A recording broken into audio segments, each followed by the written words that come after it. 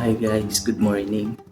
Ito, April 16 na ngayon. Bali, last day ko na dito sa Qatar. Ang aga ko nagising, 6:04. Nagising na agad ako kasi siguro excited na ako. Tapos yung utak ko hindi na gaano kalmado. Nandun na sa Pinas yung utak ko eh. Hindi na ako gaano makatulog. Alauna na ata ako ng umaga nakatulog eh. Bali parang 6 na oras lang yung tulog ko. Tapos ang flight ko kasi mamaya mga gabi pa, 5:55 PM. Sobrang excited na akong umuwi. Ngayon, paaga ako nagising kasi iniisip ko yung mga gamit ko, ipapak ko pa, ayusin ko pa yung mga gamit ko. Hindi ko pa gaano kasi naayos yung ibang gamit ko kasi syempre dito pa ako, ginagamit ko pa yung iba, yung mga sa kusina, yung mga pinggan ko, yung kasirola ko, andun pa. Hindi ko pa siya naliligpit. Tapos yung ibang mga damit ko, nilabhan ko kahapon para uwi ko ng Pinas, wala na akong labahan. Ito na lang suot ko. Yun. Excited na ako umuwi.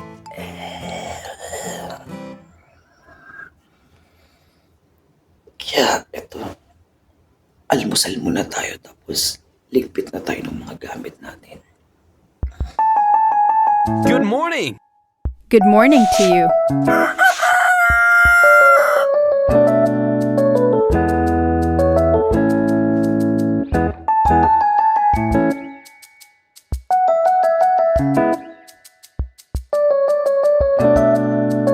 Ito guys, ito muna tayo ng almusal. Kakapi lang naman ako. Kape at saka ilan yung biscuit. Maya-maya kakain ako ng kanin. Labas muna tayo ng kwarto.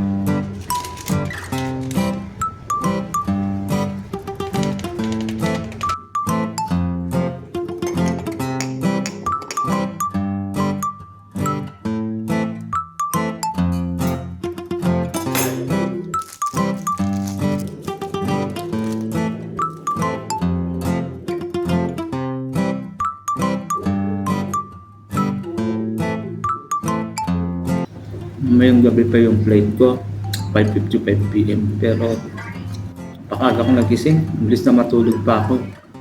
Excited na kasi ako umuwi. Kailangan din kasi, mas maaga kang pupunta dun sa airport para i-check kasi nila yung mga gamit mo. Baka mamaya may bawal kang dinala dun. Para just in case na magkaroon ng problema, magagawan pa ng paraan pagka mas maaga ka dun. Tsaka ayusin ko pa yung mga ibang gamit ko eh. Mga damit ko. Mga nilaban ko. Ito yung mga nilaban ko. Ayun o. Ito nyo. Mga damit ko yan.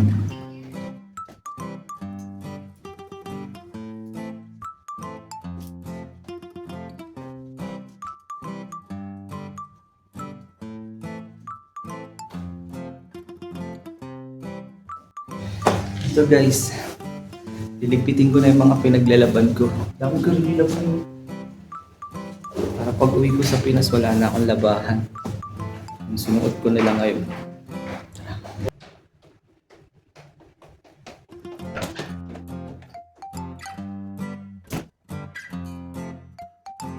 Guys, ligpitin ko na itong mga pinaglalaban ko nung isang araw. Tapos magpapak na tayo ng mga gamit natin dito sa kwarto. Okay.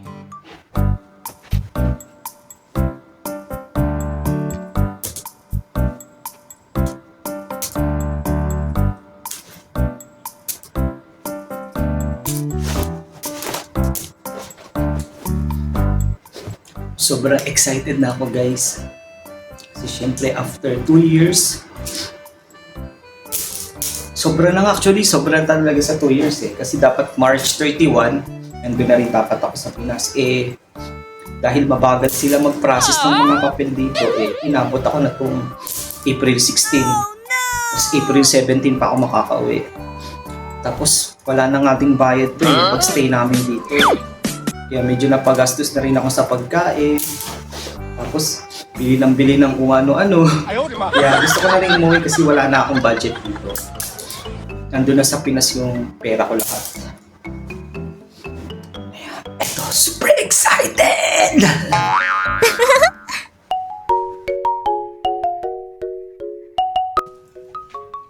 Pati plancha guys, uwi ko. Sayang to. Hirapan ako paano pagkasyahin to guys. Medyo full na yung maleta guys. Tignan nyo. Punong-puno na siya guys. So, hindi na masarado. Tapos may damit pa akong iba. Nakadamit pa ako. Ay nako. Ang hirap pala pag uwian na.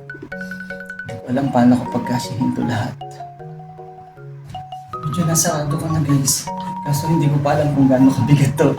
Huwag lang daw lalagpas ng mga 32 sabi nung taga-Qatar Airways. Ay.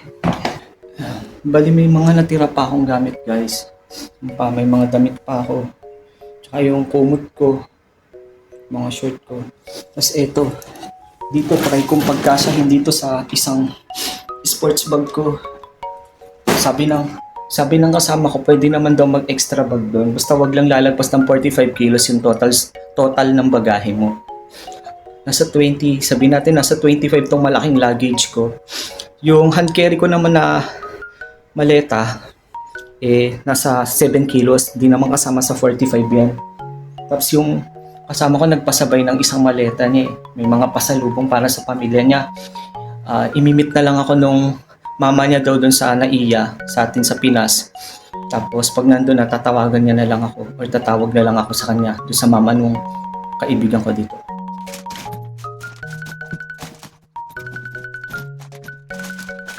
The moment of truth, titimbangin ko muna kung ilang kilos to. Bili ako ng pang-kilo. Binili ko to doon sa city center dito sa mall sa Qatar. Nasa 5 Qatar Riyal lang. 5 Qatar.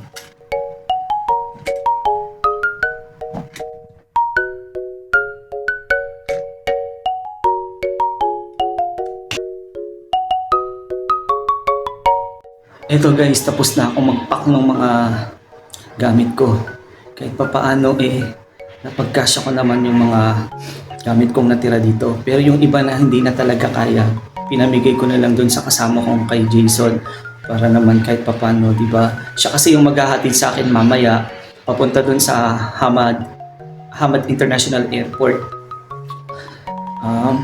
Pinahiram sa kanya ng kaibigan niya si Kuya Willie yung sasakyan, tapos papagasolinahan ko na lang. Ayun. Ito guys yung mga gamit ko. Tingnan nyo. Ito guys, pasabay to ng kaibigan kong waiter dito, si Carlos. Tapos ito, sa akin to. Puro damit naman yan. Tapos ito yung hand carry ko na luggage. Tapos yung documents ko. Yung maleta ko na malaki. Yan yung i-check-in ko. Yung tatlong unan ko guys, iiwanan ko na yan. Dito naman kasi lilipat si Kuya Christian, kaya okay, di ba? Yung sa pen sa akin diyan, iiwanan ko na rin. Dito, yan, wala na. Yan, susuotin ko mamaya. Yan, ready ko na yung susuotin ko mamaya. Wala na, malinis na yung cabinet ko. Orasan ko, digital clock ko, dadaling ko yan syempre. Binili ko kasi yan dito eh. Malinis naman na. Mura ng laman. Yun. Yan. Ay, finally guys. After 2 years kasi uwi na tayo. Ay, mamimiss ko ang Qatar, grabe. Sana someday, pag naging successful ako dito sa vlogging career ko, bibisita pa ako ulit dito sa Qatar. Para balikan ko yung mga magagandang memories dito sa Qatar at saka yung mga magagandang places na napuntahan ko dito sa Qatar. Syempre, gusto ko rin i-meet yung mga nababait ko mga naging kaibigan dito, hindi lang yung mga Pilipino, pati yung mga ibang nationalities na mga nakatrabaho ko at naging kaibigan ko. Kaya guys, ito guys, medyo excited na. Tapos kain muna tayo ng lunch para mamaya hindi tayo magutom dun sa airport bago tayo maligo. Okay. Ito guys, kakatapos ko nga lang mag-pack ng mga gamit. Tapos ito, luto muna ako ng pagkain ko para makakain ako ng tanghalian. 11:20 na, kakain pa lang ako. Siguro mga 12:20 or 12:30 dito alis na kami para mga alauna nandun na kami sa Hamad International Airport. Kain muna ako para di na ako kakain doon. Nagugutom na rin kasi ako eh. Luto muna ako ng pagkain ko. Ito, magpiprito na lang ako ng isda. Tapos ito yung ulam ko nung kahapon pa, sinigang. Pangatlong kain ko na to ng sinigang na bangus. Ayoko naman na magluto ng matagal kasi mamaya alis na rin kami. Tapos nanghingi na lang ako ng kanin kay Jason. Yun. Ayos.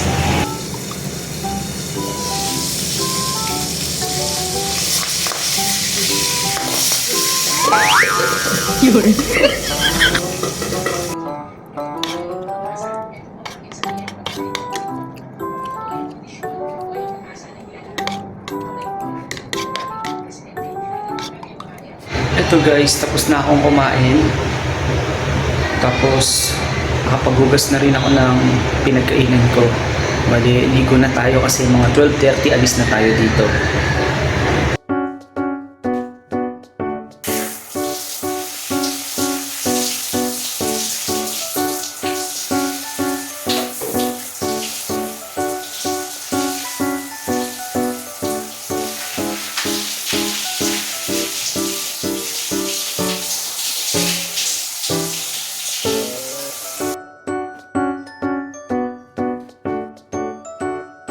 So guys, okay na lahat ng gamit ko. Bali, alauna na kaya kailangan alis na ako. Yan, bye guys. See you guys in the future. I will miss this room. Ay, bye guys. Alis na tayo. Namamaalam sandali. Bye Qatar. Paalam muna. I will miss this room. Hindi naman matatangging ako'y nasasaktan. Pero kahit na mahirap man, Let's go daw. kailangan nating pagdaanan. Hanggang sa muling pagkikita, di kakalimutan pangako mo. Paalam muna sandali. Salamat sa lahat-lahat. Kailan ba naging madali? Kahit tayo kung sa akin mawalay ka, walang Going back to our magagawa. country. Uy, pangako mo, walang magbabago. Hanggang muling magkita tayo. Guys, pababa na kami ng parking lot. Ito na.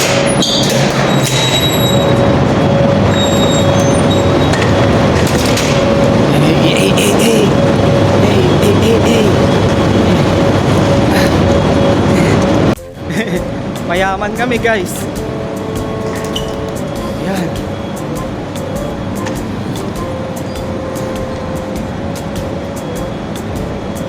Sarap na lang ako, no?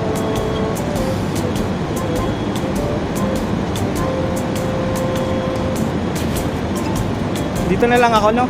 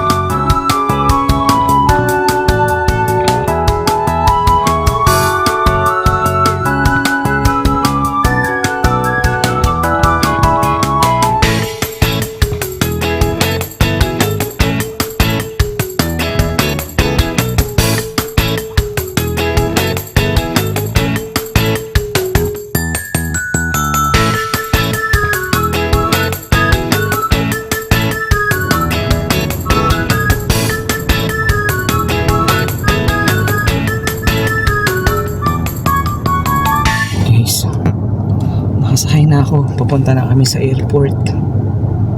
Si Jason, oh. Thank you dong ha. Salamat ha.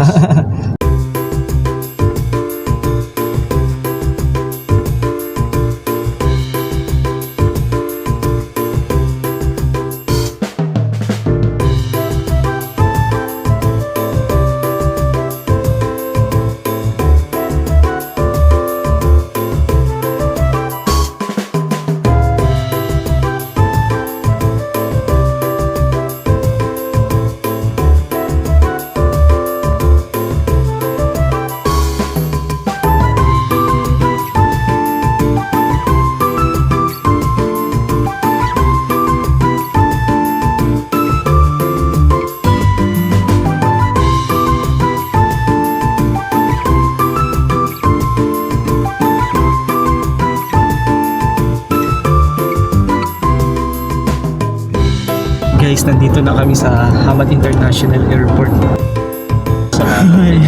Thank you, bye-bye. Salamat sa pagiging mabuting kaibigan. Oo naman, thank you. Guys, dito na kami sa airport. Thank you dong ha. Salamat. Oo. Mabuting tao mo talaga. Thank you. Salamat. Salamat sa iyo. Bye-bye. Ingat din. Mamimiss ka namin. Boss, thank you. But I'm ready to go. I'm standing here. Guys, laman na yung aking gamit. Papasok na tayo sa loob ng airport, guys. But the dawn is breaking. It's early morning. Ako sa loob ng airport. Kay Kabayan. Ready, I'm so lonesome I could die. Yan guys, magche-check-in na tayo. So Iiwan ko na yung mga malalaking gamit ko. Hand carry ko lang iiwanan ko sa akin. Hold me like you'll never let me go. 'Cause I'm leaving on a jet plane. Don't know when I'll be back again. Oh babe, I hate to go. Nandito na ako sa loob ng airport. Tapos nakita ko na rin yung gate na papasukan ko pag sumakay ng eroplano. A3. Dun sa A3. Yun yung A3 oh. Ito guys, mamaya pa naman yung boarding ko, mga 5:55. Pero sabi mga 4 that dun na. Pero alas 3 pa lang naman, kaya pwede pa akong kumain ng konti. Kain muna tayo guys, para hindi tayo magutom. KFC.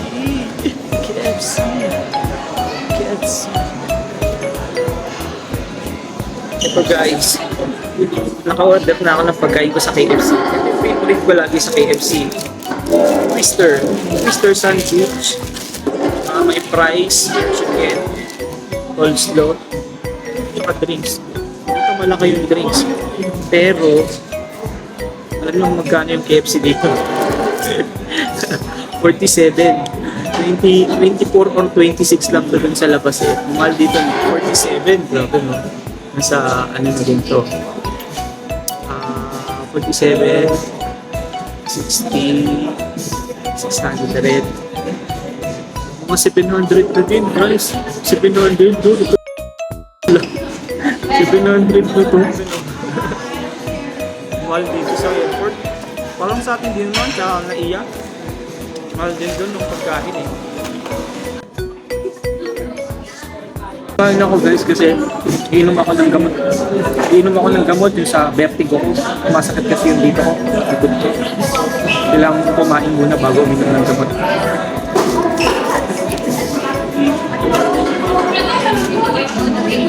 A few moments later.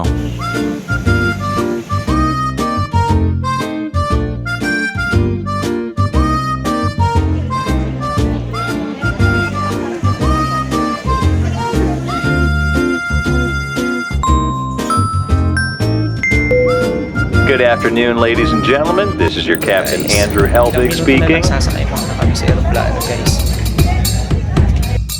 Zone 1 and 2. Customers seated in zone 1 and 2 to proceed for boarding. Business class customers, you may proceed through the priority boarding lane. Thank you. Guys, pinapapasok na sa loob ng aeroplano yung mga nakaupo sa zone 1 and 2. Zone 4 ako medyo matagal pa ng konti lang naman. Zone 4 na guys, kaya pila na tayo.